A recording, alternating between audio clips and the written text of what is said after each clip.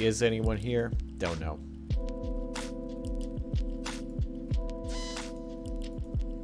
But I'm going to start anyway. Because it's 12:05. It's a me. It's a you. Pogson. Where's the top? Oh, okay. It's the thing cutting off my hair. Hey. Pogson, how are you doing? I feel like that music needs to be just a touch quieter. Is that good? Is that a good volume for it?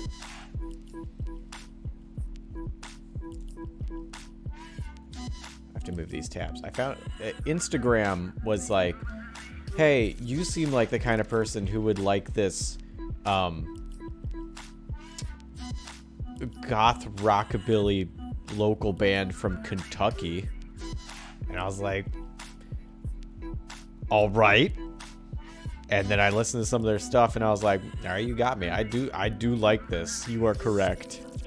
The algorithm really worked right there. And now I have their stuff open in our tab, and I have to rearrange some stuff.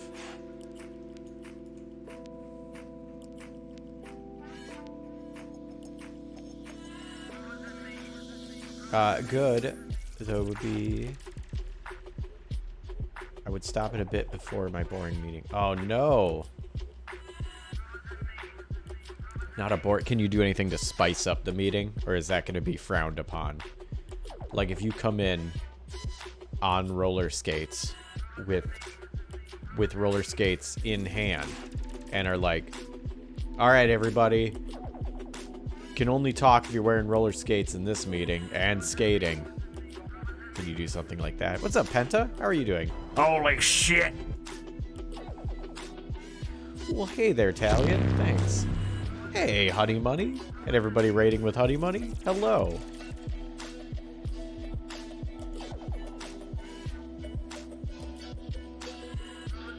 Would that be frowned upon? Or do you think you could do that in your meeting? Busted by the algorithm. Yeah, it got me. It got me good. I was listening to stuff today. Hold on. Need to go buy roller skates. You gotta go get them. Hey, Discordia. Good day to you, Discordia. Oh, wait. I can move chat over here so my eye line is slightly closer to the camera. Hey, Amethystica. Am I saying it right? I know you've told me. And I told you I'd forget. Oh my gosh, what's happening to this music? Music, I need you to calm down a little bit.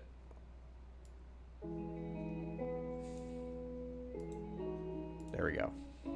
Yeah, roller skates. 8 times, Ryan. How are you doing?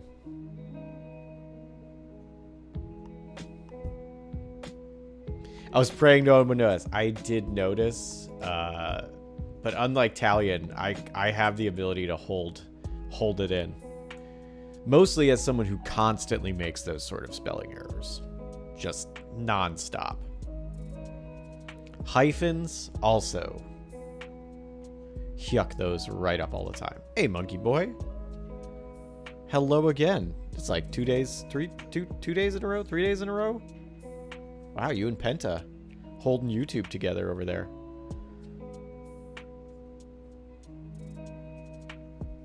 I never wanted to delete a message so bad. It's the worst when you go and correct yourself with another incorrect thing.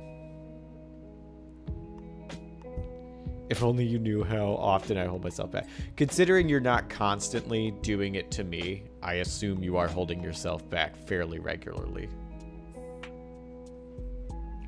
Because I mess up stuff so often. Oh shoot, I forgot something. Hang on. I have to take a pill. Hang on.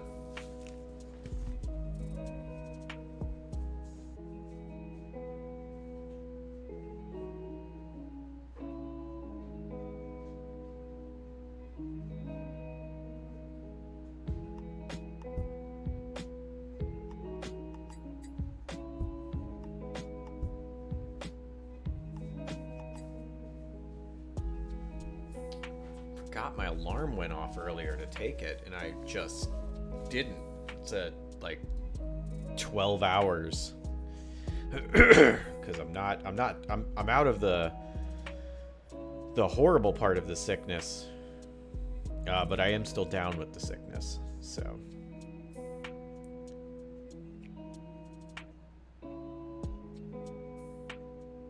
nope. There we go. Zonlord? Well, hey, Zonlord. How are you? What brings you here? Are you here to talk about RPG stuff with us? I correct maybe 1 in 50 mistakes I notice. Like, just in general, or like here in this particular sphere of the internet. Straight is such skill, yeah. Mostly out of like, I hope people will pay me the same kindness. Jesse's going limitless. No. Jesse is taking you have a whole lot of things in your head that aren't supposed to be in there pill. Like physically things in your head. Not like thoughts.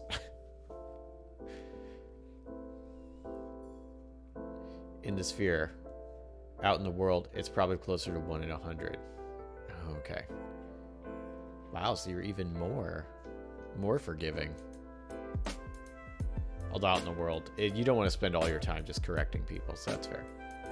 It's easy to spell wrong, especially me. I'm writing on my phone, small letters sometimes. Oh yeah. Swipe and autocorrect have been just ruining my phrases sometimes. I would like to say it's my phone or keyboard, but I just suck eggs at spelling. That's fair. I still subscribe to, words are jazz. If you say a thing and I understand it, congrats, you've succeeded. Some of those, if you've ever read like the bad writing things where it's like, this is a garbage sentence and you're supposed to make fun of it, but like some of those I think are really good sentences.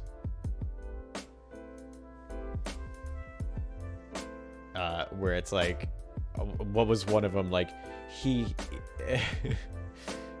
it's just like contextless clips of sentences, and it's just like, he hit the ground like a garbage bag full of vegetable soup. It's like, that's an example of a bad sentence that I think is a fantastic sentence. That's a wonderful sentence. That brings up a very clear visual it's arguably bad, but like it does what it needs to. You have no idea how bad native English speakers are at speaking English, and it bothers me every time. But if I correct it, I mean, it's, you know, this is, you know, as a native English speaker who butchers my only language regularly, I feel attacked. It's cool. With like corrections and stuff, I sometimes appreciate a lot of that because it's like it is how you kind of get better at it. Sometimes. No. My totem. Stand back up. My cough drops hit it. I knocked my totem over. I wish I was better at it, but like I am really not.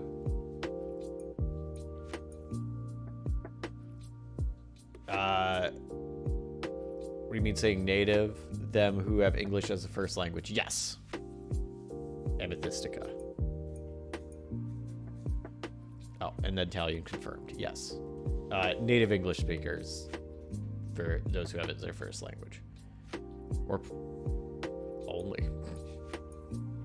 So I started a blog a while back, try and get better, and then I sort of stopped. Yeah. Well, and the thing with like writing to get better at certain aspects of writing is sometimes hard, because if you don't realize it's wrong, like you're not gonna spot it. If you don't use Grammarly is pretty helpful. All my like reviews and stuff I do for Escapist, I'll throw it in there first, and then it'll tell me. Oh, my wife let me know. Oh, okay, well that's good. Well, then you had someone.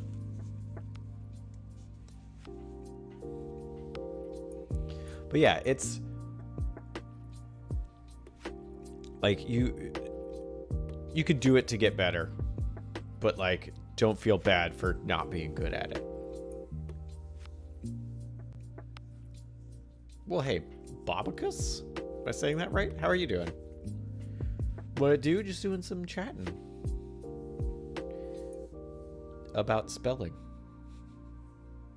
It's kind of on topic. And if anyone has RPG questions, throw them out now. And if not, we're going to do some world building. Okay, shouldn't be... turn around. Who's already have a...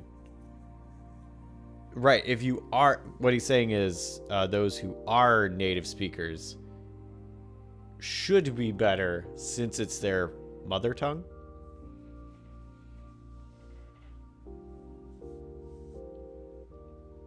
Yeah, if you're learning it as a second language, it's way easier to just be like, whatever. Or a third language. Or a fifth language. However many you know. It's not American to feel apologetic. I won't have it.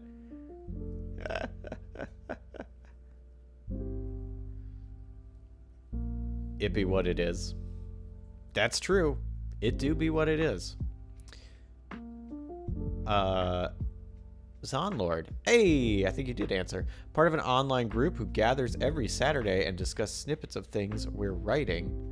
It's really helpful to have different perspectives. Absolutely. If you do writing as more than just like a very personal thing, that you do a sort of writing that you want to share, having a group of people to share your writing with and to get critiques from and corrections is necessary.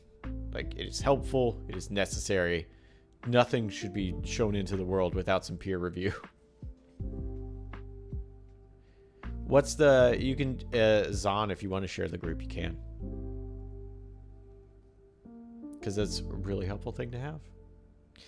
People who speak English as second language are always so apologetic, but basically being fluent in not being basically fluent. I'm over here like, dude, I can understand you better than most people can understand me. Yeah. Also, if English is your first language, you have my sympathies. This bizarre language with lots of twists here. Oh my gosh, yeah. It's my growing up, like it's trying to learn it, and it is an infuriating. Every language has its own things. So, like, I'm not going to be like, English is real wacky and everybody else has it together. Like, no, they don't have it all together. But English definitely is just madness in text form. And then we in Sweden, in the worst country, speak and write English. True. I've been writing a Numenera campaign. Oh, I love the world of Numenera, Babakis. It's a really good setting. I have a pretty good concept for a Theater of the Mind dungeon at the moment, with rules for encountering traps and getting lost in things. Ooh, that sounds fun. If you want to share a couple details, I would read. I love the Numenera setting. If you're not familiar with Numenera, the setting is like a literal billion years in the future. And the world has evolved in a lot of like unexpected ways, and a lot of just like technology is so further advanced than anything we could deal with now. And it's like sort of regressed into a kind of post-apocalyptic setting, but not really.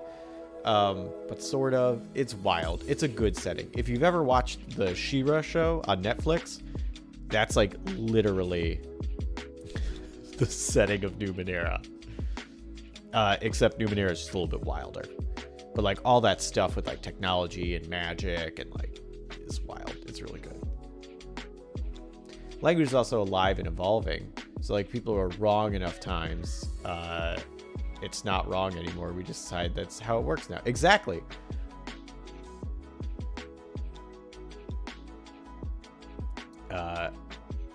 Yeah, it's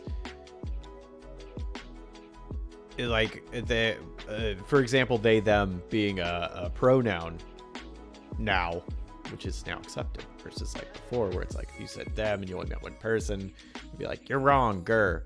But now it's like, yeah, whatever. English or language is alive and changing, and I think that's good. Why do you want a dead language? We're alive and changing. Language should change with us. I wonder how different communication would have been if Speaking actually became a common language.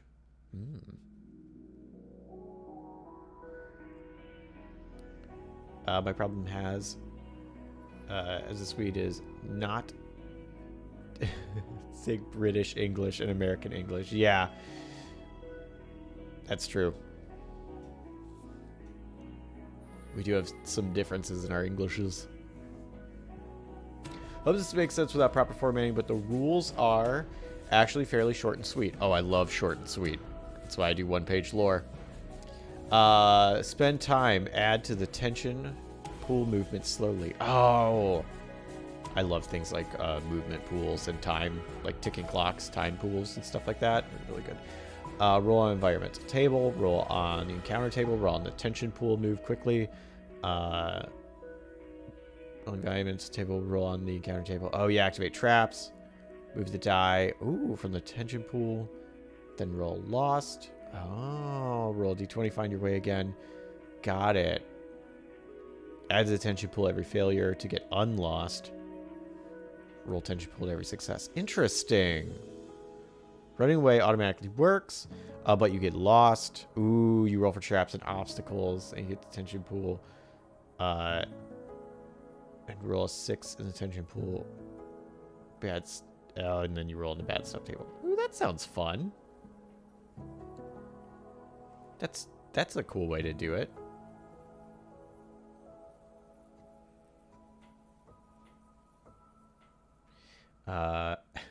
Living in France, my roommates German learned English from Americans, and the other learned from Brits. And we had a fun time ribbing each other. It's like cart versus trolley. That's really funny.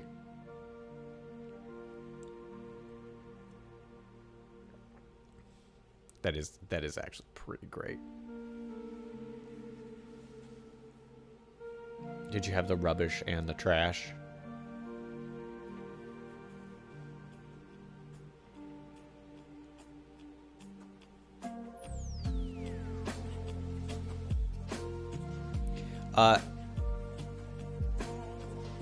So what? How do they get out of Babakis? How do they get out of this dungeon? So there's all the things of like adding tension, obstacles, traps. What's their goal and how do they reach it? I'm assuming their goal is to get out. I mean, it might be to find something. Lollipop men and lifts. Wait, is that what like crossing guards are called? Lollipop men?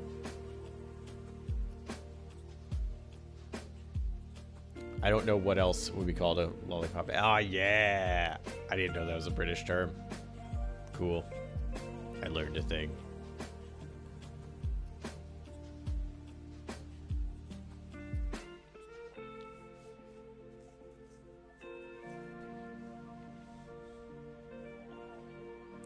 In my case, is that in the earlier school time? Oh, British English. Oh, then later teacher was American. Oh, no. So that messed up your spelling, too. Throwing in or leaving out U's and stuff. They're not lost. They could just retrace their steps at any point. The point of the adventure is that the dungeon is mostly to harvest alchemical treasures, which generally takes time to encounters. Oh, cool. Monoblades.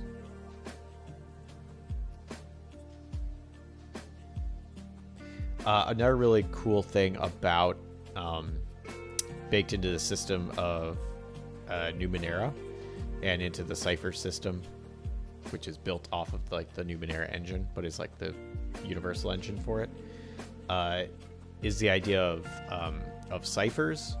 They're small one-time use items that the game mechanics encourage you to use. Like you can only hold. The problem with a lot of RPGs is you get an item and it's like, here's a scroll of invisibility, and you're like, oh boy, I can't wait to use it.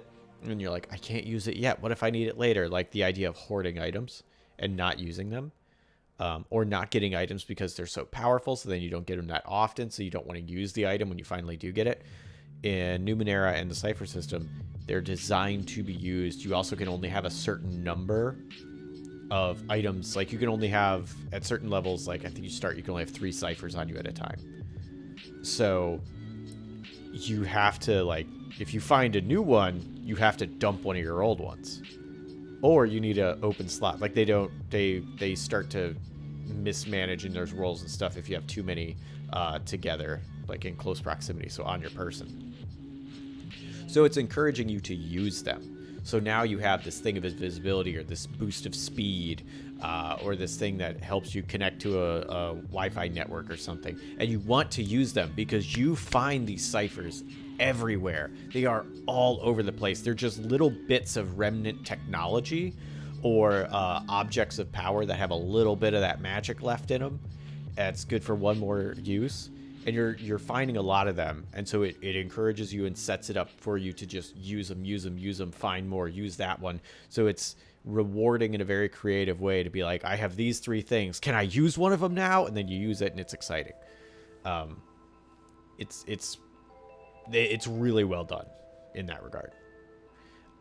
Hey, King Dead. Find Numenera settings so fascinating, but I haven't had a chance to play it yet. It's a good setting. The system itself is fun. It's not one of my favorite systems, but it is fun. But hoarding items is the way to go. I definitely tally in all my items. I tally in all my items too.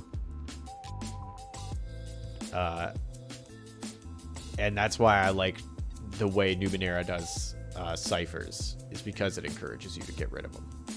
Because if you hoard them, you don't gain anything.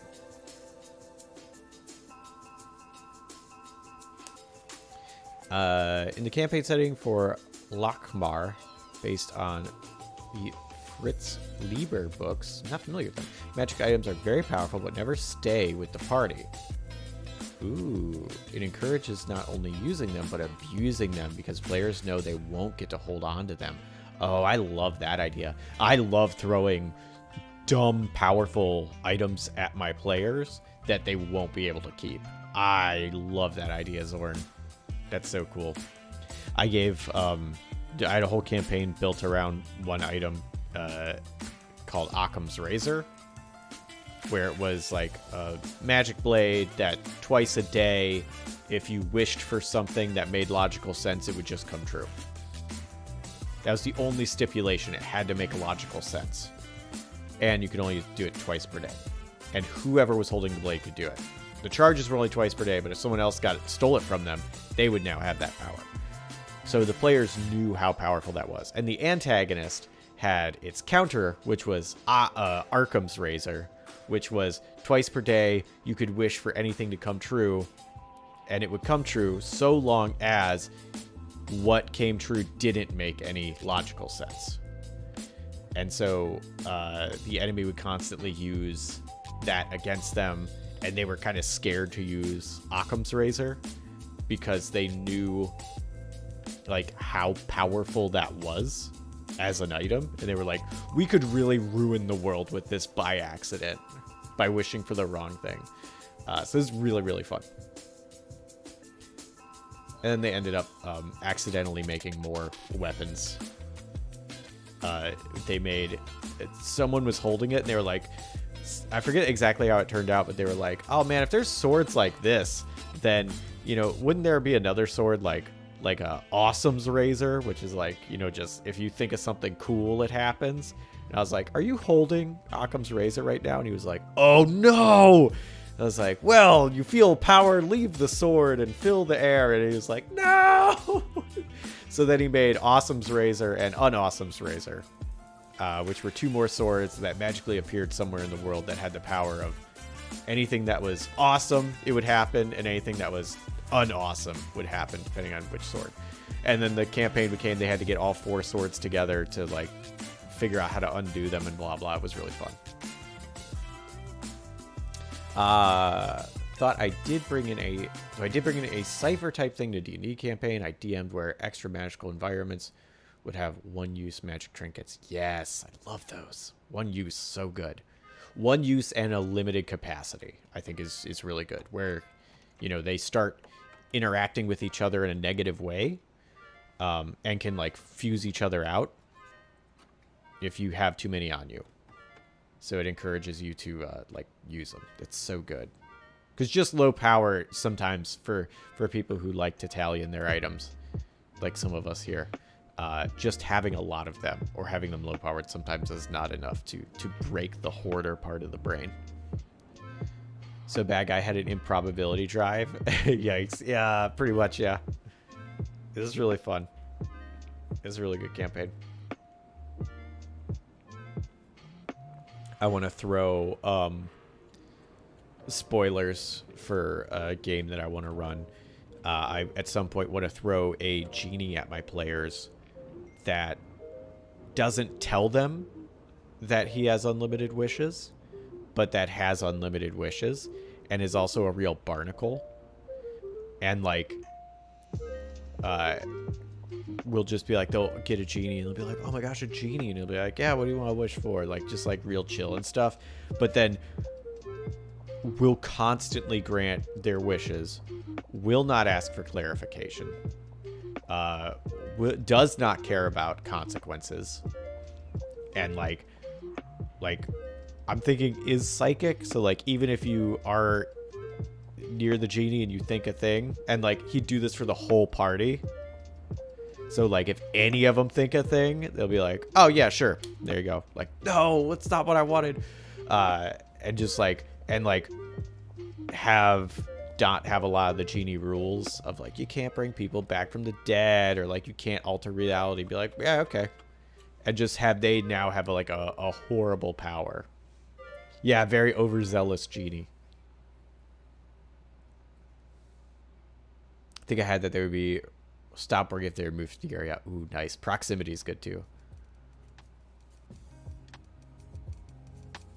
Called Unawesome's Razor, Mundane's Razor. Giving low-powered players high magic items is often a fun way to start a campaign. Yeah.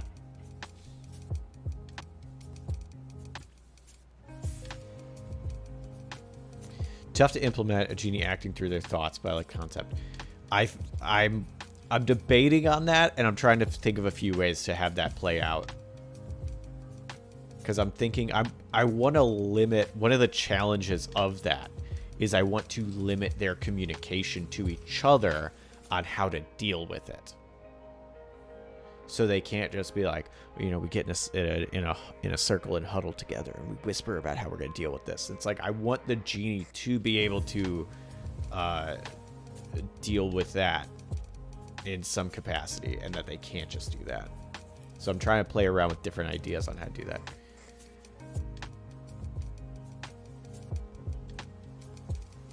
Yeah, because once I say it out loud, they just be careful. Exactly. I want to screw with them. And also have the problem of them knowing, like, okay, if they get rid of it, like, oh, we put the genie back in the lamp somehow, because the genie doesn't want to go back in the lamp. So they put the genie back in the lamp, and then they get rid of it. The idea being, okay, we buried it. The problem is, that genie still exists. That genie still will grant unlimited wishes to whoever finds them. So now, where to put this genie is a big problem for them. And, like, what if someone else finds it? Can they do something to make them not find the genie again? Or, like, are they willing to do that? Like, I want that to be an issue, because I would definitely love to bring that genie back up. That's in someone else's control, and they have to deal with it. Is horde mentality part of why you gave Grindelbrand certain personality traits? Not exactly, or at least not intentionally, but I did have a part of that does, like, come from Grindelbrand being like a trinket collector, but then also like a seller, like finding value in something, even things that aren't super obviously valuable, but then not necessarily holding it on for themselves, but being able to, like, sell it. But also Grindelbrand in the, you know, like, post Adventurers Nigh Grindelbrand, with Grindelbrand's mobile market of ridiculous magic items, is, you know, they have this mobile market full of things, and that they do get some sort of joy out of, like, finding these things. And until they sell it, it is in their possession. So Aladdin 2 returns to Jafar. Iago pulls his lamp out of the deep sands, and it ends up in the hands of a common crook. Nice. I haven't seen that movie in so long. That sounds accurate. But yeah, something like that, where, like, now they have to deal with that. Can the genie just use scrying to keep tabs on the party? Keep granting wishes even if they can't bury him. Oh yeah, that'd be really funny. Like, if they manage to physically remove the genie from their presence, but yeah, it just keeps scrying on them. I love that idea, King Dead. I am big fan of the genie. Like, that they have to somehow disassociate with it more than physically. Hey, what's up, Monday? Jesse and the Rexettes. How you doing, Monday? Returns with Chinese food. That's one of the best foods to return with. Freaking love Chinese food. I love food. I had the rest of my buffalo wings for dinner. Or lunch. Genie, I heard Genie. A future game I'm going to run, one of the issues players are going to have is they're going to find a genie who, unbeknownst to them, is overzealous and does not have a limit on wishes. And just constantly grants their wishes with no, like, clarification. And then does it, like, too much. And does it too boldly. And, like, can even scry and do things on them, so things that they don't wish for directly to it, it still grants if it's aware of them, if it's aware that that's their thing, and it starts becoming a problem. And the genie doesn't want to stop. That genie has gone too far this time. I need your badge and your lamp on my desk, genie.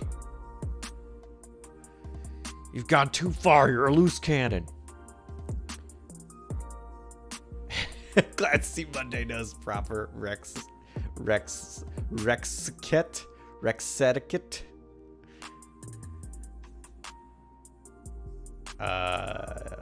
Just woke up in.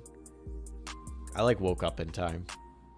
I like woke up in as one word. I'm sure that's supposed to be 3. Catch one of my favorite streams, best weekly stream. Oh, thank you. As you see with this blank page in front of me, we have accomplished much in the ways of tabletop games. We've been discussing stuff, so that's fair.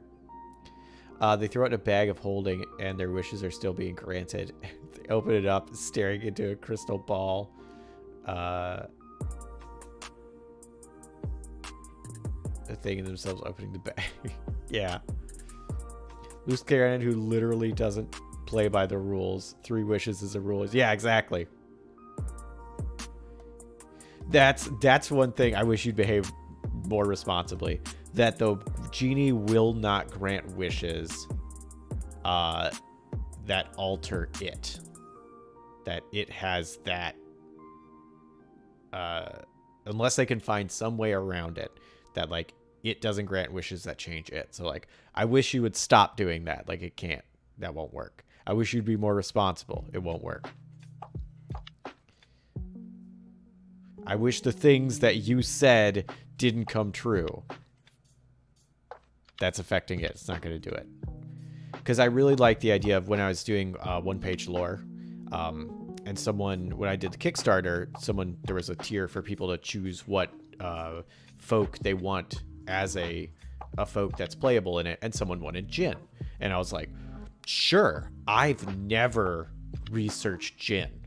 Like, I don't know. I know, like, Aladdin, and that's, like, where my knowledge ends.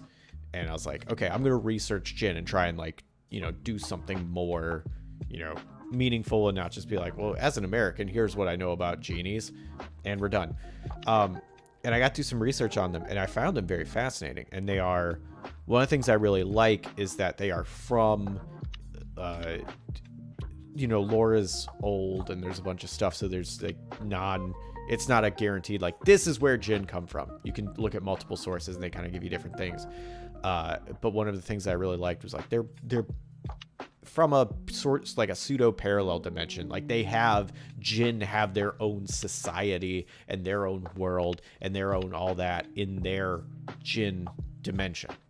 And then when they come to this dimension, because of how things are in their dimension, they have these powers. And so I really like this idea for this with Jinn in general, but in this Jinn, that it is something that's come over here. It has powers, and that it's not playing by our rules here because it's not from here. Like, if anything bad happens, it'll just pop back to its place. Like, what does it matter if things go awry here?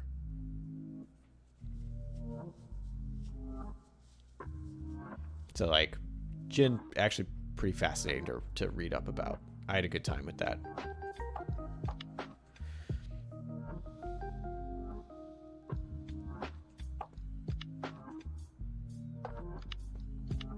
Oh, because the genie's scrying on the bag of holding to open the bag of holding, and it's a crystal ball with them opening the bag of holding because that's what the genie's looking at. Oh, I get it. That's funny. I wish your boss was here. Self-employed genie. No boss.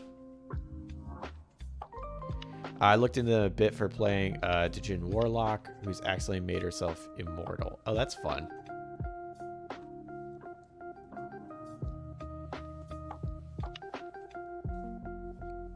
But yeah, if you ever want to take a deep dive into some lore, look up the history of Jinn.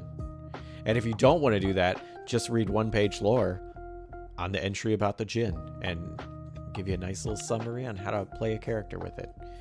And that also tied into the idea of having, like, they're from another dimension and tying that into, like, in order to stay in this dimension, they put some of their essence in a physical object, a lamp, a something else, to help ground them here. Because without that, they'll slip back to their dimension. So it was really fun to be able to find, like, some parallel and, like, some fun information based on, like, some of the knowledge that we have and be like, well, why would that work? And then have fun with it. Because some of it's not answered. And some of it was. It's very cool. Looked in it for... Oh, I guess, well, it might be when she eventually finds out she's not pushing past 25. Nice. More of a rum man myself. As a half-elf may take a while to catch on. Yeah. Be like, what are you, 200? You don't look a day over 50. Instructions unclear. Drank a gallon of gin. I love instructions unclear. Some weird. That's like my favorite meme. Imagine playing a Kinsai who had your genie father, having to deal with that inherent compulsion and such. Oh yeah, or that like you try so hard to reject it. You're like, I just don't want to be like my dad. He's the worst. That was 4,500 years ago. You're like, really? Time flies. I love screwing with like age like that in RPGs, where it's like you have like folk like elves, which can live like from our perspective an impossibly long time, and how that can like affect their perception of reality based on what we understand. It's like things that move so slowly for us don't for them. Like that's normal speed.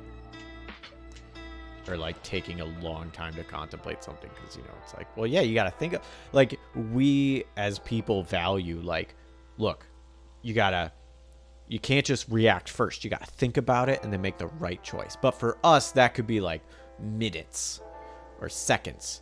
But if you're dealing with a timeline of pseudo immortality, you'd be like, whoa, I'm not going to rush to anything here. Give me like 300 days. And that's pushing it. Then I'll consider it. I also like doing that with in one-page lore, making elves cold-blooded, because cold-blooded creatures, if they don't move, they're not expending calories like us warm-blooded creatures are. Like crocodiles can eat a big meal and then bask in the sun and like do minor movement and stuff and be fine for like 6 months. And having that sort of mentality on elves, where it's like you could just stop and think about something for a long time, and like you literally do not need to move. Like you just think about it. Like, what does it matter? It's been 3 months. You're not starving. Raffle, this is my heat lamp for my elf. I like the idea he was making organizations, churches, governments, companies, etc. to live as long as elves towards to compete. Yeah, that's a really fun fantasy idea, King Dead. I like that a lot. Where you have something that, you know, doesn't have that longevity, and that you do have to basically make a generational connection for that to work. That's a really cool idea, King Dead. Legolas likes to sun himself on the rocks over there. Heck yeah. I don't think I've seen much regarding to Jin in TTRPGs outside of D&D. I used to have an artist muse changeling character whose gentry had Jin theme going on, living on tower shaped like a brass lamp in a rolling green ocean. Oh, that's cool. Yeah, I don't see a lot of Jin stuff, and the stuff that I did read that is like Wizards of the Coast, Dungeons and Dragons Jin, and Gensai, which are like descendants of Jin, have diddly nothing to do with actual Jin lore. Because I read up on lore on the Jin. I'm like trying to see stuff, and then was like, okay, well, how much of this made it to D&D? with Gensai and Jin. Because I'm curious. I don't want to take the same things away from this lore because I didn't know what they had, and I read about them and freaking nothing. It is just like Jin by name. That's it. It's like it's like the only thing that they take from like the original lore. I did see someone's Arabian Nights theme 5e setting on DM Skill a while back.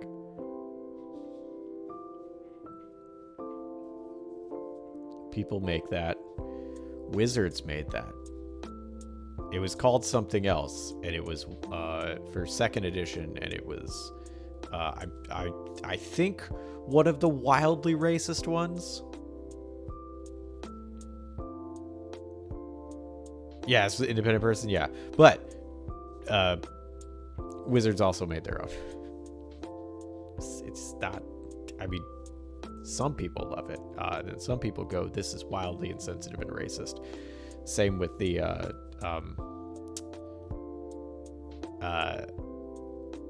God, whatever the other one was called, that was just like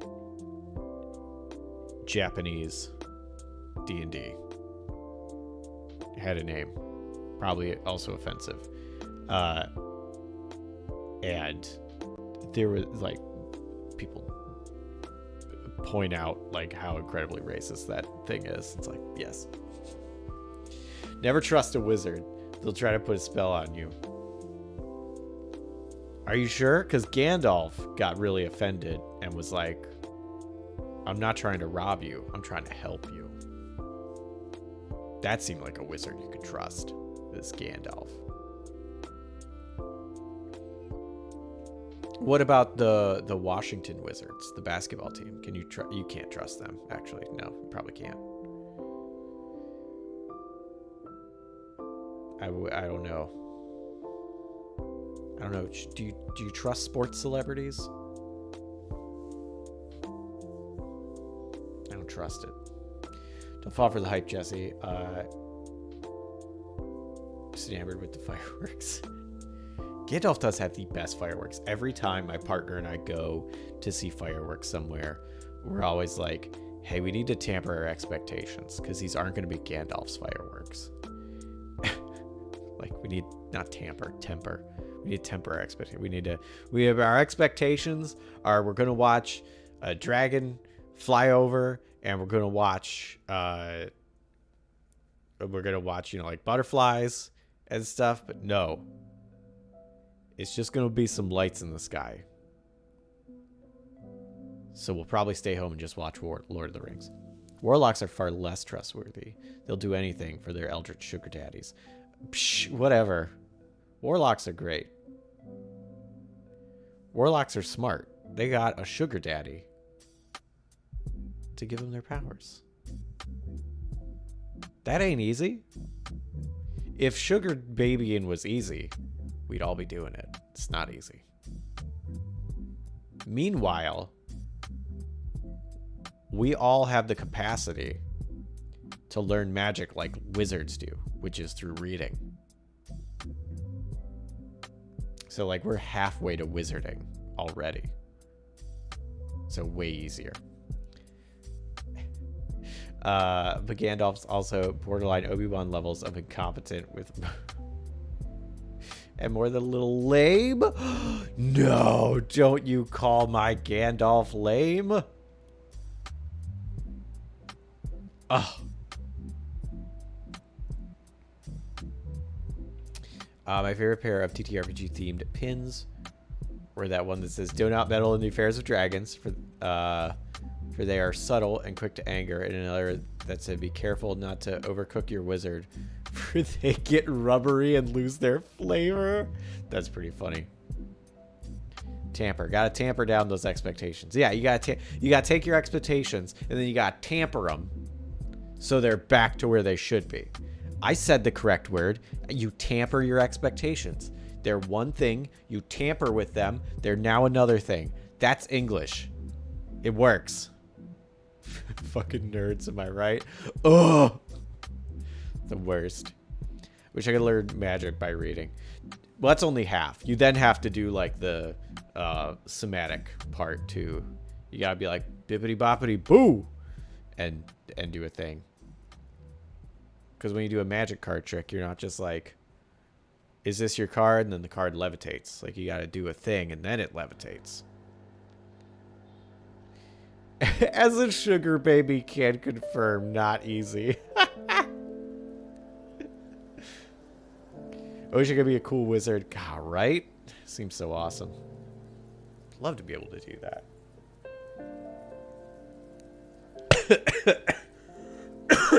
Oh gosh, I tried breathing immediately after swallowing. That's how you put water in your lungs. Don't do that. 0 out of 10. Would not recommend. Oh my gosh.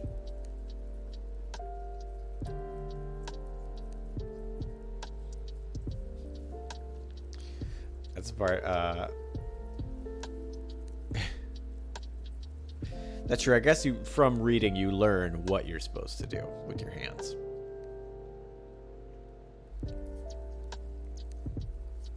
On the subject of RPGs and world building and just like stories in general, sure. Like, that is a thing that I feel like a lot of games need to focus on. Is like why you as a spellcaster can do the spellcasting you do. So like, if wizarding is literally you read a spell, you learn it, and then you can do it, like, why isn't everybody doing that? It's fine if it's not like you have to be of a chosen bloodline, or, you know, you have to have this X-Men style prerequisite gene for it to work or something. Like, it doesn't have to be that, but I like the idea of like, why isn't it like that? What's making it so not everybody goes and conjure food for the day? All right, I'm good. Not everyone has an interest in doing magic. So like, why?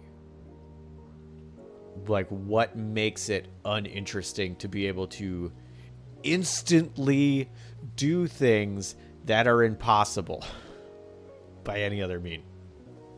Because you need to murder people for XP in order to get powerful enough to cast spells. I guess I run games where XP is not given for simply for combat, so that doesn't work in my games. Not willing to put forth the effort into learning, totally valid. Like, that it's, you know, why are we all not triple black belts in 4 different martial arts?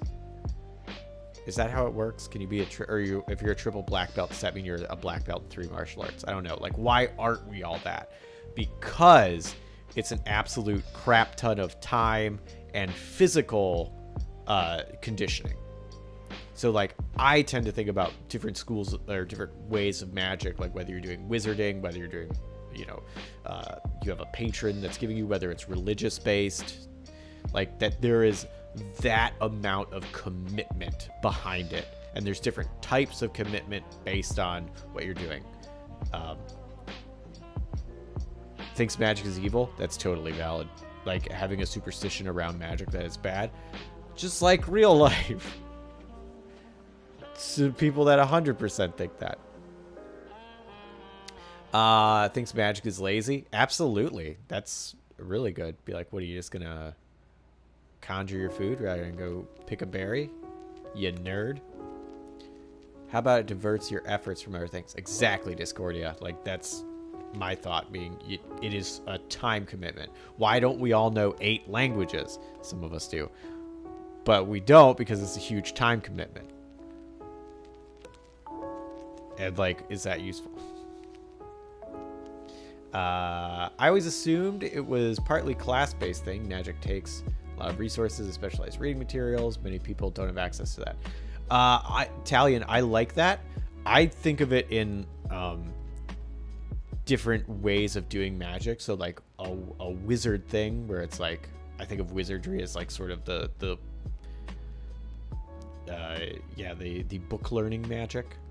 And that, yes, that would be kind of gate kept behind like proper tooling, proper books, proper, you know,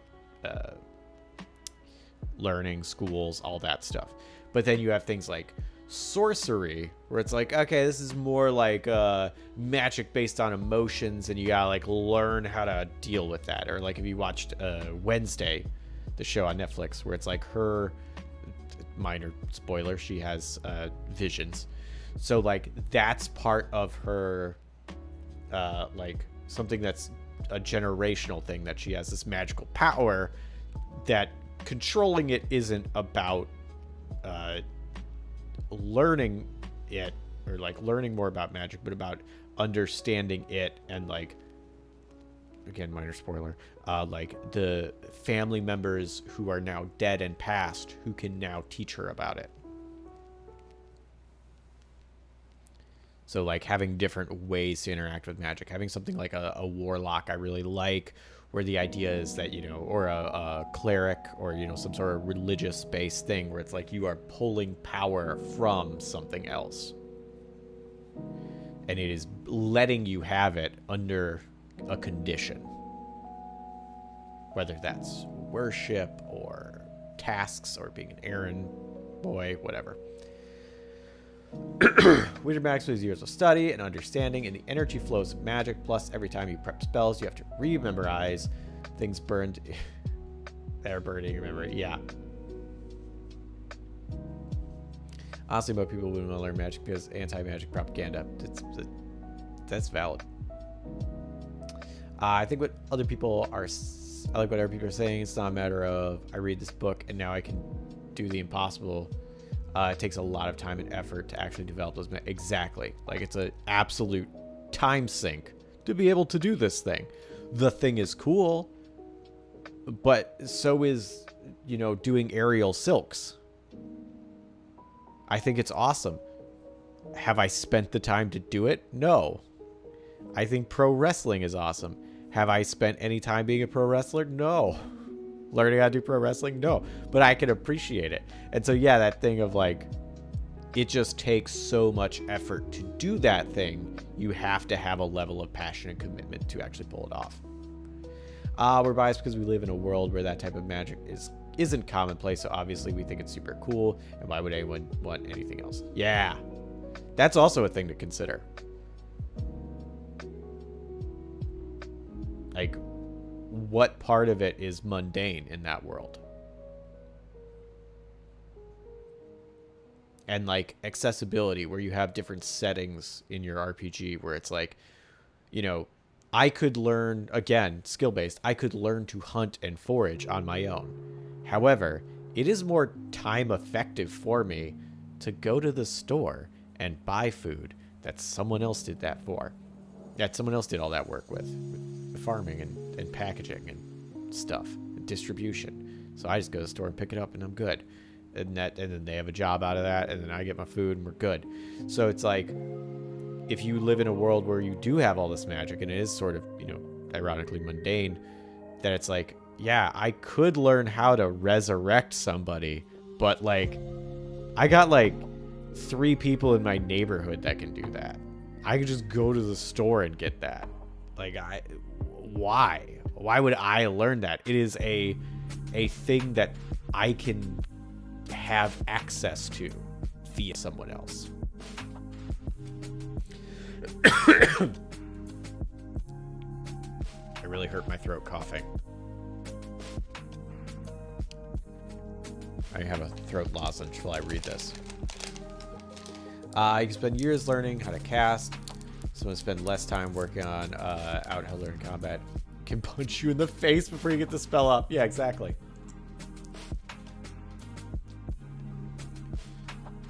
Is it faster to say abracadabra or get hit in the face? Is agreeing with Rapage. In worlds where magic exists, it's usually fairly common, and therefore not all that exciting. In the latest Mistborn, there are people from different worlds meeting up, have different types of magic in their respective worlds, so things that one of them finds completely amazing is considered mundane by the other. Oh, that's super cool. Becoming a wizard is hard. That's why warlocks exist. Hashtag life hacks. Hashtag just sell your soul. Valid.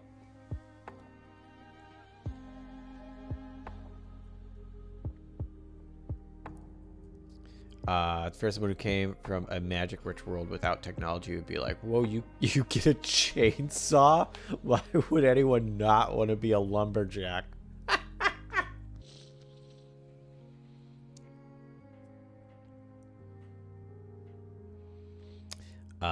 Yeah, that's really funny. Be like, so how often do you have to, or like, so this works for what? This chainsaw works for 1 minute per day, and you're like, no, you just put, when it stops working, you just put more gas in it, and it works more. I'd be like, what? You don't have to wait for the sun to rise on the morrow for it to rework and saw with its chain again? Like, nah, dude, just put more gas in it. Like, oh, it's amazing. Love stuff like that. Fun fact, atheists in D&D worlds don't think gods are unreal. Clerics exist after all. Instead, they think gods aren't worth our attention or worth it. Yeah, there was a character I made named a flesh golem named Gargles on Bile. Long story.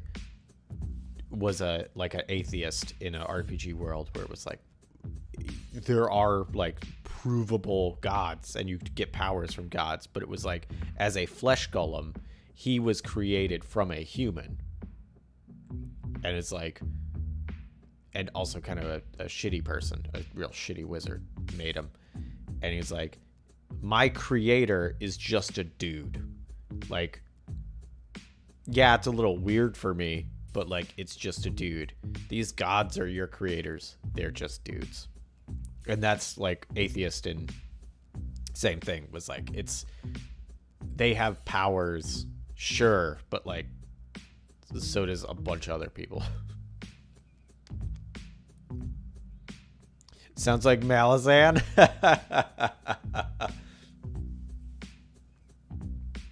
We've released the Malazan lore. Next Discordia will chime in.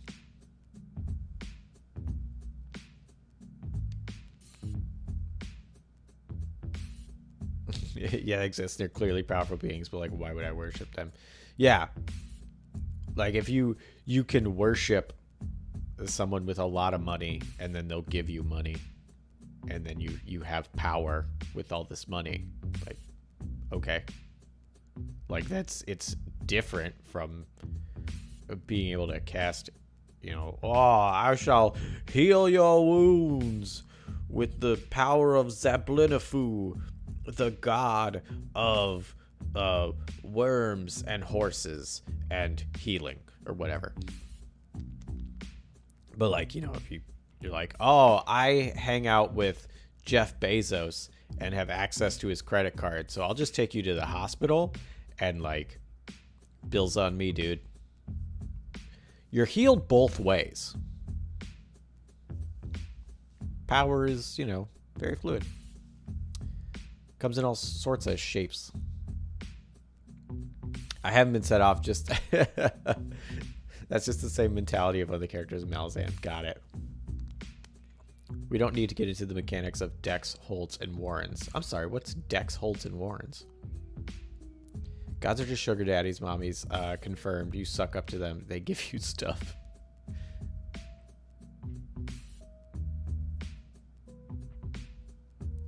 Oh, Dex. Dex being the deck of dragons from Malazan? I don't know what Holds and Warrens are, though. But the deities in the Malazan setting tended to group themselves into houses, like a deck of cards. Oh. High house life, high house death. Okay. Jeff Bezos is a god now. Thankfully, no. And we have to make sure he doesn't become a god, Penta.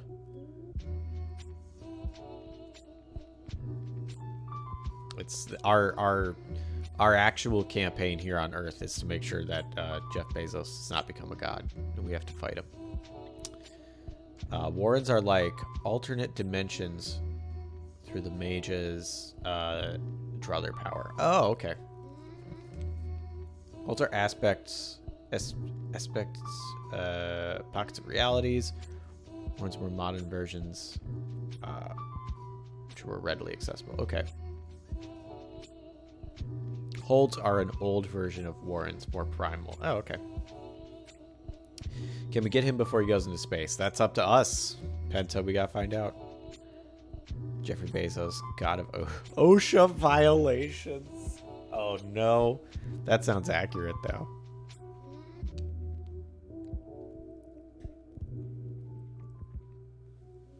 I have to use the little streamer's room. So I'm going to show you some art while I do that. And I will be right back in a minute.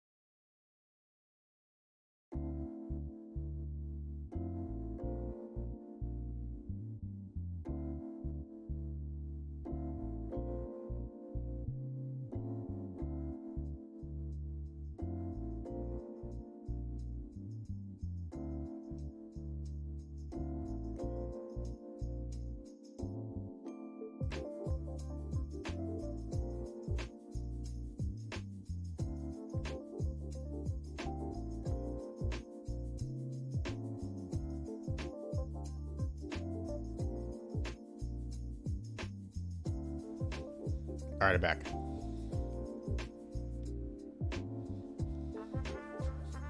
Still, like, can we eat him before he goes to space? Try.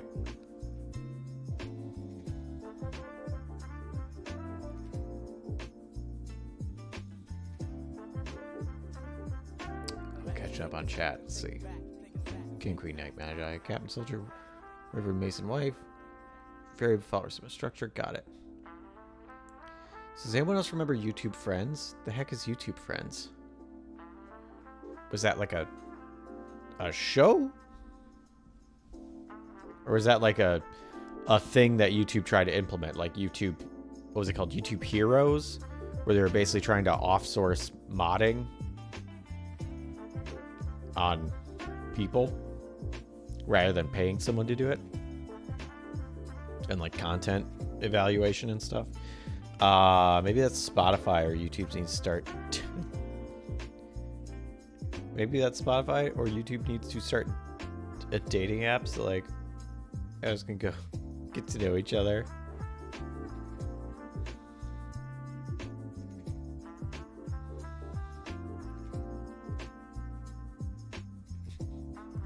Notifications like Muff. It's like Muff Muncher 69. It's also reading the full. It's also binging the full story of Fallout 2. Oh my gosh. That would be wild.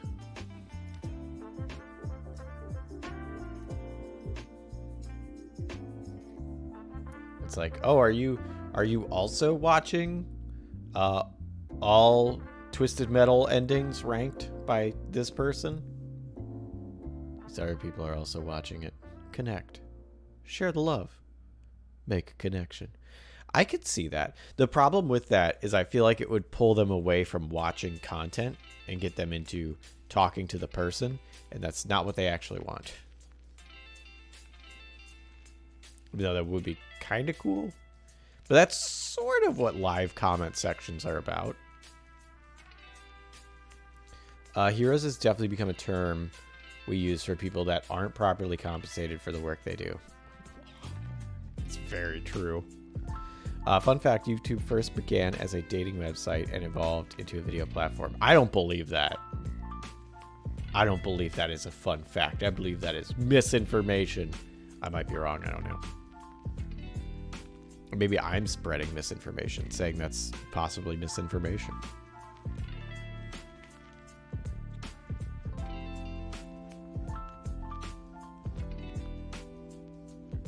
All right, well, I appreciate we got nothing that I expected to get done today, but that's okay. We talked about magic. That's world building.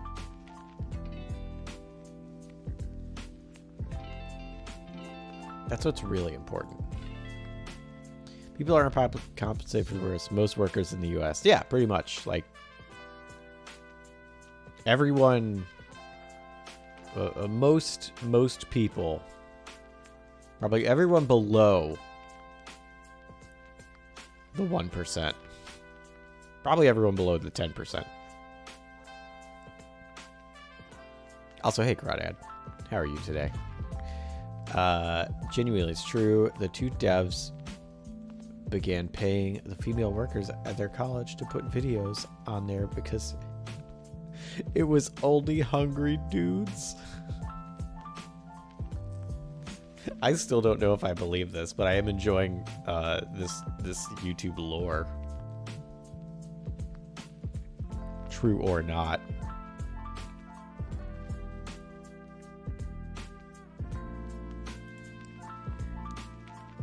Where's the notes I had?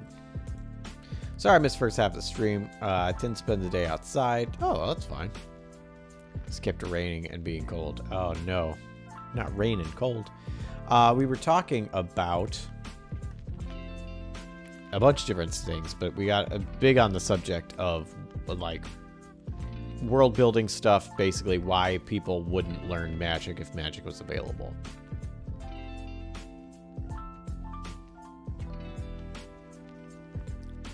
%100% serious. It's in a book I have about evolving a business. All right, that's pretty interesting. That's wild.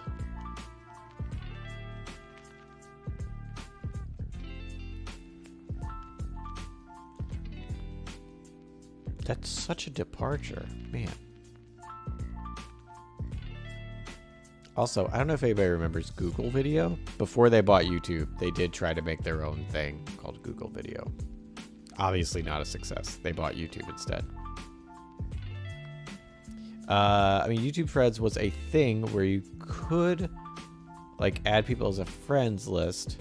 So dating app kind of tracks. So did that stop being a thing? Like, is YouTube Friends just no longer around? It's just another thing on the Google graveyard? Because I legitimately have never heard of YouTube Friends. So I'm very curious. Or is that still like a vestigial piece of YouTube that you can still access if you know where to go?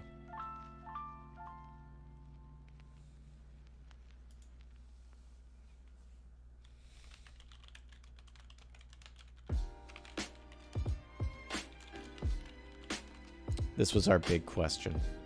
If magic, why not everyone cast the magic? And we answered that. Really, there's multiple ways to answer that.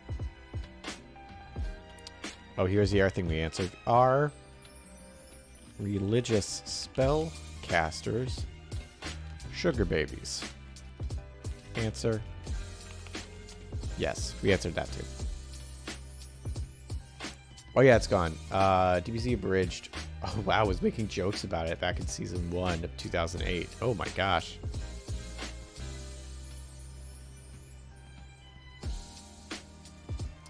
I don't know, I always assume that magic is not available to most people, even for wizards who can learn it through study. I guess it's like a high-level physics.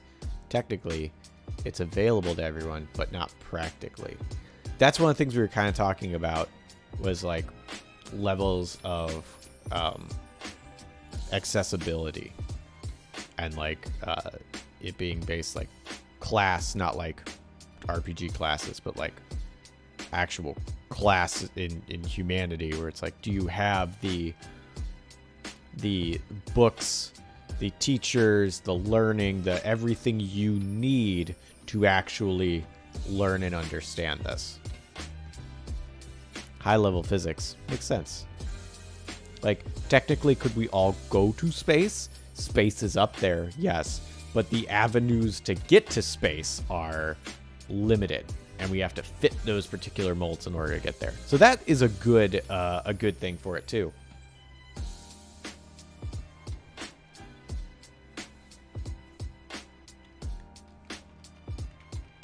I'm just gonna, so there's something written here. We're gonna say classism, fear of magic / propaganda. Wow, that's not even close to how you said that. Propaganda. What about limited magical capacity / regeneration? When I think of World of Darkness or COD games, and even spell slots, the powers you can use are limited by your resources. Ooh, so in what way, Discordia? Because I think that's a really good thought, because I love how Mage the Ascension, the World of Darkness spellcasters, how magic works in that, where, yeah, it's not based on spell slots, but there's 9 spheres of magic, and it depends on what you study, what you can do. And like that, everything falls into either one of those spheres or a combination of those spheres. So like, I would really love some expanding on that thought, Discordia, by what you mean, because I like that. Monday says, but will written lore spread, kind of like the Legend of Korra, how some benders were just using street fighting techniques. Yeah! Some of it will get into other people's, like, it will bleed out beyond the thing, but is still gatekept in some capacity. Propaganda is when you're not sure if it's propaganda, but it probably is. I can't confirm that this is propaganda, but it's propaganda. I like that, Deeps. Well, changeling and vampires need to replenish resources from people. Wizards and mages need to draw energy from the land, I think. Yeah, gosh, is it the ley lines? Or no, the wizard, well, so like vampires, they use blood points, because blood is what keeps them alive. And in order to do these feats, they have to use some of their blood supply.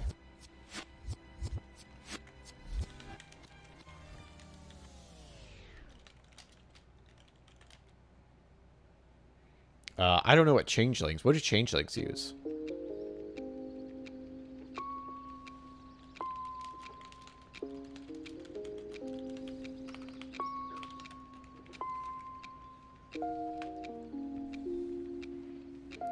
And changelings. Oh wait. I really hope that some of these new fantasy TTRPGs have different approaches to magic. Something other than making spell slots. Yeah. Spell slots are functional, but just are such a limited idea. I don't like pre-made spell books like what Pathfinder and D&D and stuff have, where it's like, here are the spells you're allowed to cast. And it's like, but I want to like summon a motorcycle, and that's not in the list. Lame. Like, I like things, which is why I like Mage, the Ascension, because it's like, do you have the matter spell, or do you put a lot of points in the matter sphere? Good. Matter sphere lets you create things. It lets you rearrange matter to make a thing. So I'm going to use, you know, like one point in matter is like simple objects, and I think it's like 2 or 3 where you can start getting into like complex objects that have like working mechanics. So it's like I have 3 spheres in matter. I'm going to summon a motorcycle, or I'll create a motorcycle. And then you could do like summon 3 life 1 to like make a motorcycle that drives itself.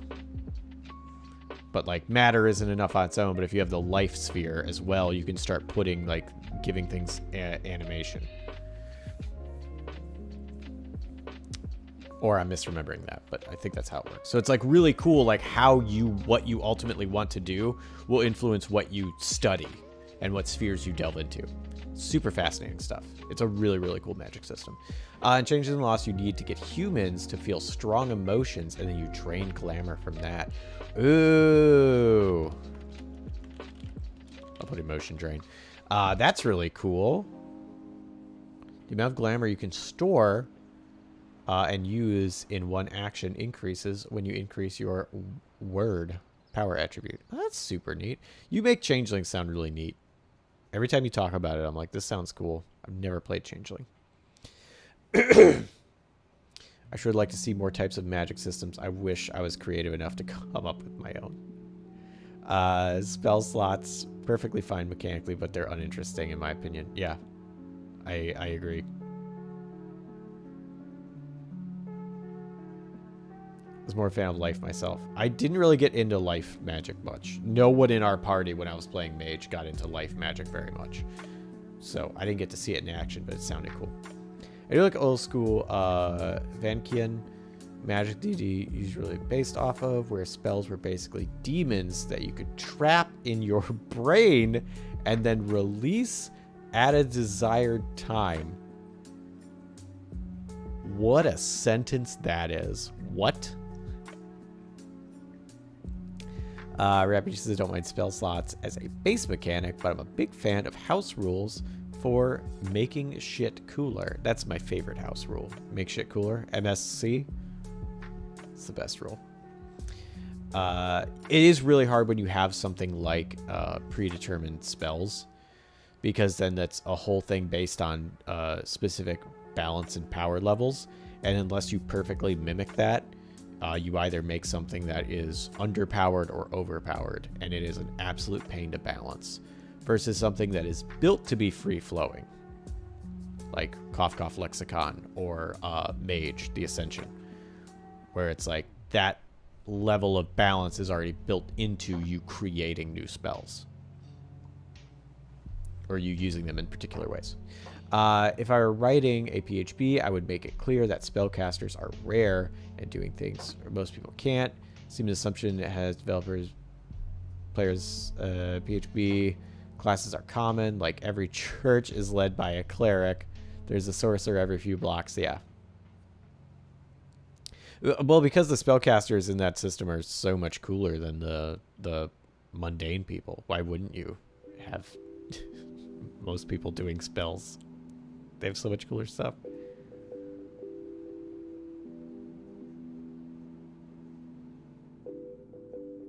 It's true, they're pretty much the same across editions. Yeah. Same kind of spell system, but I think it's too complicated to actually incorporate into a game. If you like that idea, I would say check out Mage, because they already built a spell system like that. And it's really neat. It's a really, really cool system. It's the one by White Wolf, the World of Darkness.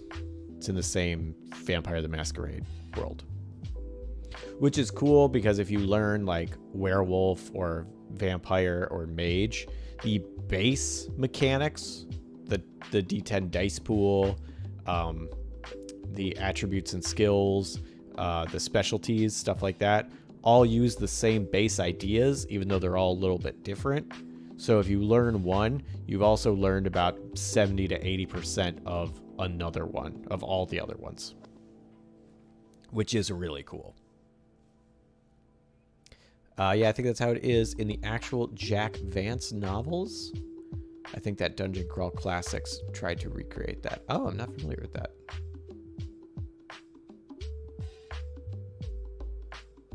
It's Jack Vance. But it's kind of inspired by Invoker from Dota. If anyone knows that, I do not. Who's Invoker?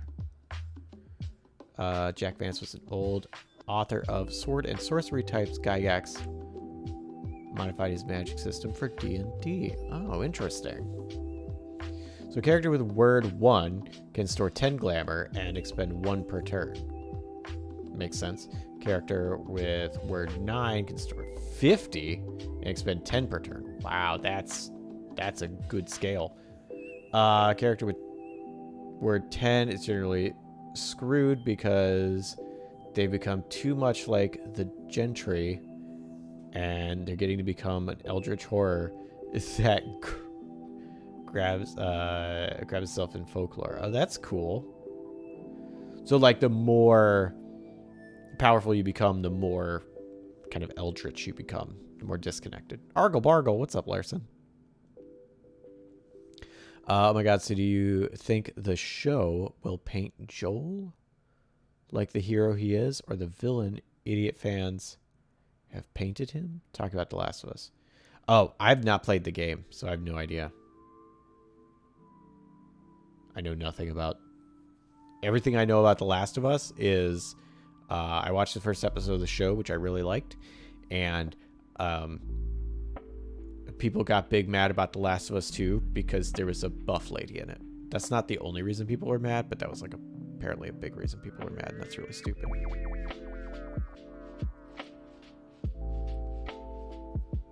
I would like to try a World Darkness RPG someday. You should. They're really good. I do recommend them. In COD, Changeling the Dreaming, I think it is. For all the splats, you could not increase any stat above 5. That's true. Yeah, stat 5 is the in World of Darkness. 5 is generally your max on a stat and skill, which is neat. Before increasing your power stat, blood potency, ward, etc. to 6. Yeah, that's fun stuff.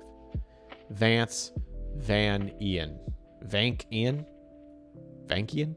Oh, okay. Thank you for that pronunciation guide. I will mess it up later, though. But right now, I have it right. Maybe. The more powerful you become, the less mortal you are. You start accumulating frailties. Each cold iron inflicts aggressive damage on you. Oh, I love give and take like that. That's so awesome. I talk about magic drawbacks. I like Fallen London, where studying the correspondence increases the chance of that sorrow spiders will steal your eyes in the night. Also, spontaneous combustions. Oh, Chronicles of Darkness. Got it. I was close. I'm sorry. Sorrow spiders will steal your eyes? And also spontaneous combustion. 2 separate things. State. Wait, mad about a buff lady? That sounds like a bonus, not a bad thing, right? Like, buff lady's great. We stand buff ladies here. Yeah, I don't know why people get big mad about things like that. I get it. The metaplot divorced cookie cutter game where different supernaturals were relatively balanced. Oh, I think that the show will be pretty faithful to the games, but for obvious reasons, not have Joel kill so many people. Spoilers! I'm just kidding. It's a game. He probably killed a lot of people. But they'll definitely paint them as the heroes that do bad things when they have to. Very, very possible. It's got the vibe of good people that'll do bad things. Ellie did already stab that one guy. Who was kind of on Joel's side. Kind of.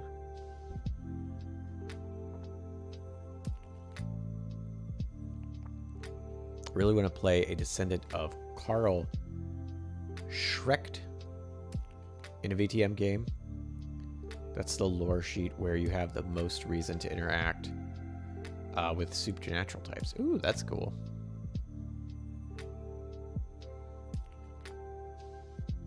I also wish Magic Systems had a way to overexert, risking some serious drawbacks. I love being able to overexert and then having a drawback. So good.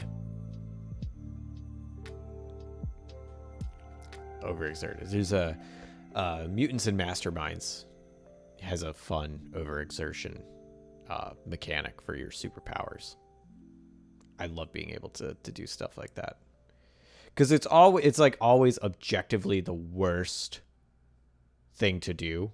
Like, you get one chance at doing better during an encounter, but for the rest of that encounter, you're going to have a penalty or something like that. It's like always the wrong decision, but it could work out, so you really want to go for it. And sometimes it does. So, I can't cast any more spells. Totally try, but even if you succeed, you might be bad for you. Yes. I love that. Like, you're not just that's like saying if you're a fighter and you run out of punches for the day, like your arms just go limp. Like, no, you can still throw a punch, but like you're going to be off balance.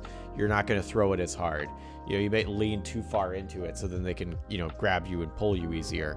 Like, you should still be able to do a thing. I totally agree with you. If that's your bread and butter, you should be able to still do it. At a risk, at a cost, at something. Because, yeah, just being like, well, I'm out of juice. As long as you're conscious, that's silly. And sorrow spiders are intelligent spiders that travel through mirrors. That sounds like some real John dies at the end stuff.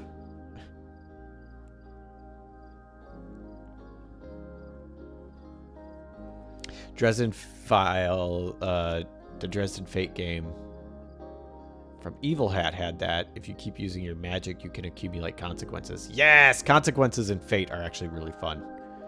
Fate's a cool system. I don't think he did anything wrong personally aside from lying to her for so long about it. Oh, don't tell me about what he was lying about. I don't know anything. I don't want any spoilers. But they want to do that with Ellie within 24 hours of getting there. It's not medical. It's bad science.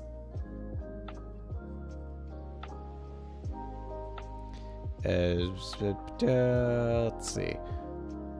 Archon's Bane. You find Schrecht. Targeting of supernatural entities deplorable, and you have formed a tight bond with another member of supernatural background. You have a 4-dot ally. Ooh, a mage, werewolf, wraith, changeling, or something even stranger. You must keep your friends safe as they are being hunted. Once per story, they come with you. They come to your aid within 1 to 10 hours when called. Oh, that's super cool. I like that idea for a character. Like that as like a character thing that they have. That's really neat. Zakruel, welcome back. Greetings, my first time attending one of your RPG help desk streams. Is there any sort of rules, etiquette I should know about? Audience giving suggestions along with advice you give. Hey, Zakruel. So mostly just talk about RPG stuff. Some days we have like specific things I want to talk about, especially if there's like a guest on. But on streams like these, it's mostly just open. I had a set thing of like, here's what I'm going to try and do today if no one has questions. But then we started talking about world building and magic systems. And so that's what we're on. We're going to bang on about pretty much this whole time, probably. Advice is same as everything else. Be kind. If you have a question, just like make it obvious for me so I don't miss it, or I don't think you're catching up on chat and I think you're talking to someone else. Like literally you could put question in all caps and then I'd be like, oh, look, a question. Yeah. Be kind, be nice, and welcome. A lot of people in chat are very versed in TTRPGs and will also usually give answers or scenarios or whatever too, which is pretty cool. Story in particular being plotline within the campaign. So I think my favorite example of risky magic ever was Ritual of Doom in the early World of Warcraft. I'm not familiar with that. John Dies at the End was an amazing book series. I like John Dies at the End. I haven't read any of the other ones though. But John Dies at the End is pretty good.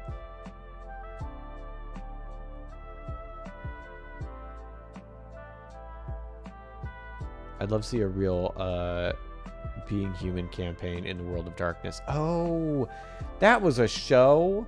People really liked the British version of that show. And then there was an American version. And some people liked it. I heard really good things about the British version, the original version. Your insanity gain in void form. Can cast while moving. When void form ends, you die horribly. Oh no. That's a pretty bad end.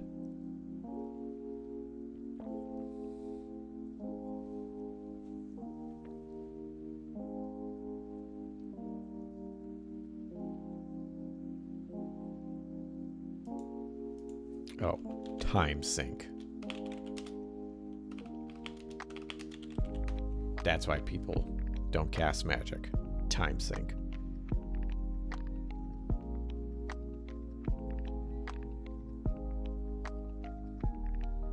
But yeah, I really like I'm back on this subject, limited resource. I really like thinking about magic in terms of practicality, or like parallels with other things. So like, you know, if you're sword fighting, you're expending calories, like you're using muscles, you're gaining fatigue on those muscles. Like there's all sorts of give and take. You have to have the sword you're swinging, or you know, anything like that, like made. That requires time, that requires, you know, matter. So if you're just like, I'm a wizard, I'm gonna shoot fire, like what is the resource you're using in that? Like, are you just rearranging the molecules around us into fire and then poof, there it is? That sounds very taxing. And that's why I like things where it's like, can you conjure fire? Yes. But it's easier to manipulate fire. So like, if you're a wizard and you shoot a fireball and you're like, oh, kind of what we were talking about earlier, where it's like, rather than being out of spell slots, you're like, oh, I'm very fatigued. Rather than conjuring fire, I'm going to light this lighter and I'll pull the fire from that and use it. And like, now you're not going to have the same penalty you would from just conjuring fire. But it's like, okay, maybe that's an extra action to light it or something. You gotta you strike it and there's a chance it won't light because it's a lighter. Oh no. News verse I'm writing, holy magic isn't even holy. It's just light magic. Why call it holy magic? I'm very curious. Is it because it's like, it's association, or is it a different reason? Or do people think it's holy, but it's really just light? And that's just that propaganda. Ritual of Doom was a warlock spell to summon a Doom Guard, very powerful demon. To cast it, you needed 4 other people, 5-person party, to assist you in casting. When all 5 have clicked on the altar, one of them would randomly die. The demon spawns from the corpse. The demon spawns hostile. It has to be tamed with a separate spell by the warlock. There is, of course, a 1 in 5 chance that the warlock was the one that died. What if you had 2 warlocks? Could a warlock that didn't summon it still cast a control spell? Or is it only the warlock that summoned the demon can cast the control spell? Very curious. Holy, it's just propaganda. That's a fun thing. It can't. But what if the other person was someone that could resurrect the dead? Can they do that?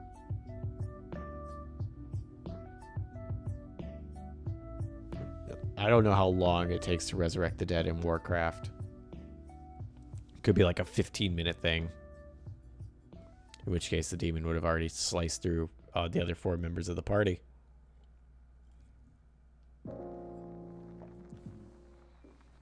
Alright, so your party has to be 2 warlocks. That would suck, though.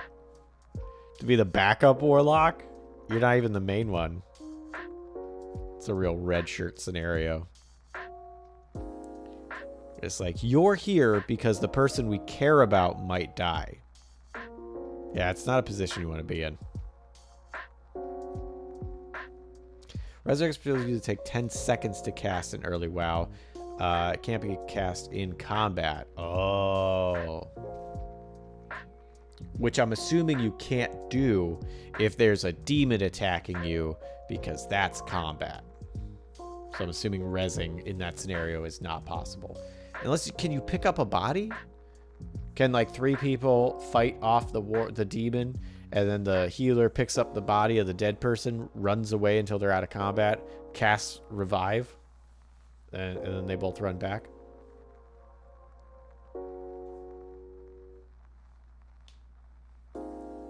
That reminds me of the stuff that happened in the Old Gods of Appalachia. What's the Old Gods of Appalachia? Have you talked about that before? That name is familiar. Did warlocks have soul stones back in Classic? I don't know what a soul stone is. So I'm also curious what the answer to that is, but also what's a soul stone? Also, the demon enslaving spell lasts 5 minutes, has a chance of breaking early, and the Doom Guard has high spell resist anyway. Oh man, that sounds like a terrible situation to be in. Doing a big ritual where the POV character is just supposed to be there, be the power source for the one doing the ritual, but might need to take it over if something goes wrong, and is all nervous about it. I really like that story idea, Deeps. I'm big into that. Plus, I think the Dominate Demon spell... Oh yeah, that's like 5-10 minutes, yeah. The holy part is propaganda by the church. Nice. Who are, like real life, a bunch of hateful, bigoted, sexist pests. There are a lot of those, unfortunately. We'll say not everybody in the church, but like, boy howdy, there is a lot of them, and it is very distressing. Very sad. Very sad. The Old Gods of Appalachia. Oh, it's a podcast called... They call it horror, and it has some horror vibes, but mostly, most of it isn't all that horror-y. Still think it's good. I think I heard... Oh, excuse me. I think I heard Blight talking about it. And that's why I've heard of it. Or maybe it was you. I don't remember. Oh, hey, guess who kickstarted the OGOA TTRPG and got early access if we wanted to mess around with it. Do I want to mess around with it? Absolutely. Do I also want to know what OGOA TTRPG is? Yes. What is the OGOA TTRPG? I don't know what OGOA is. You're going to tell me, I'm going to be like, oh, that probably. Or I'll be like, never heard of it. Sounds cool. I'll play. So, oh, it's the Old God of Appalachia RPG. Oh. Rat Beach, the answer is I would like to mess around with it. That sounds great. I know nothing about the system, don't care, love playing RPGs. I like learning new systems. I take that back. I like learning new systems that are clearly not meant to just be like, I play D&D and I want to make my own version of that. Those are not fun systems. But that's not the most systems. There's a lot of fun, unique stuff out there, and it's cool to use. I like it. I got Plate to check it out. Not sure how far you got. Oh, okay. Oh, it's Cipher System. Oh, that Cipher System is what Numenera was made. Numenera was the first game that the Cipher System used, and then they made the Cipher System, which is the universal version of Numenera's So actually, I do know how to play that kind of, because I do know how to play Numenera. It is a fairly easy system to learn, and it's got some cool stuff in it. So that's neat. I'm interested. I was interested before, but now I'm still interested.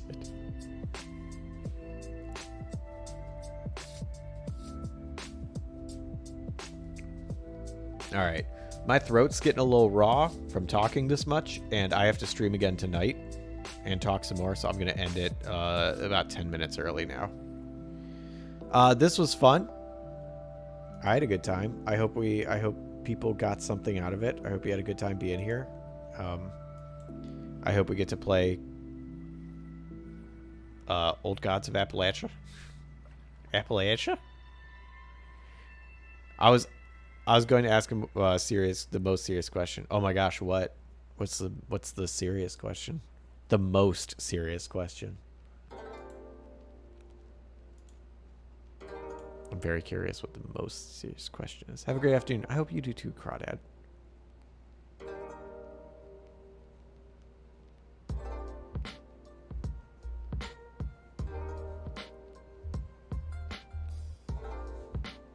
Also, if anybody wants to guide the raid, you can. Otherwise, I'm just going to end it.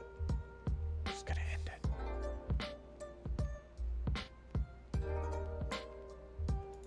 I don't. You all scatter to the wind. Oh, Zacruel, hydrate. Stay hydrated, everybody. Whether you have a Star Trek glass or whatever.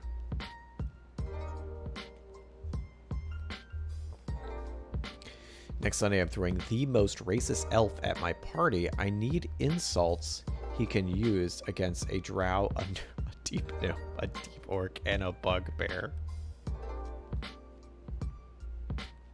What a very serious question.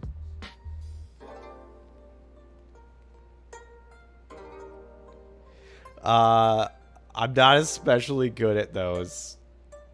I just like funny things. Oh, guide the raid? Blitz Falcon? Alright, we'll do that. Thanks, Crawdad. If you want to be the most obnoxious, go with like very very stupid. Like, don't try and do like ooh, this could actually be, you know, a little mean, or like a little, just like the dumbest things possible, and come up with as many of them as you can that are all just stupid and like they don't even like, you can rapid fire them to the point where they don't even really make sense.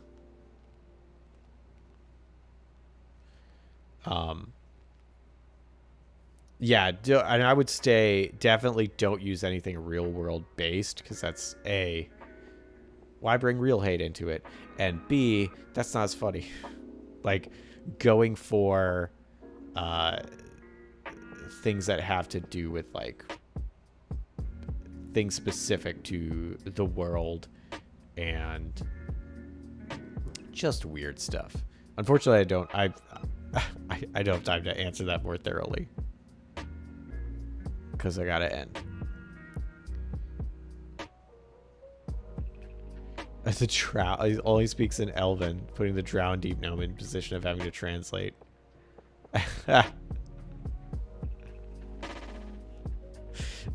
That's kind of funny.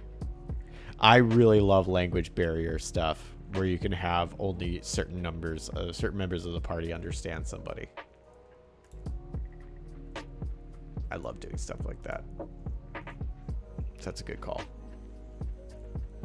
But yeah, go for non-real world things, like non-real world insults. Go for things that are specific to like the game world and stuff, and go for things that are like rapid fire and don't even have to make sense. The group all seem like underworld races, so variations on light sensitive might work. Yeah, so that's like kind of the mentality to go for. Where it's like you're dealing with underground folk. So like light sensitive, surface. I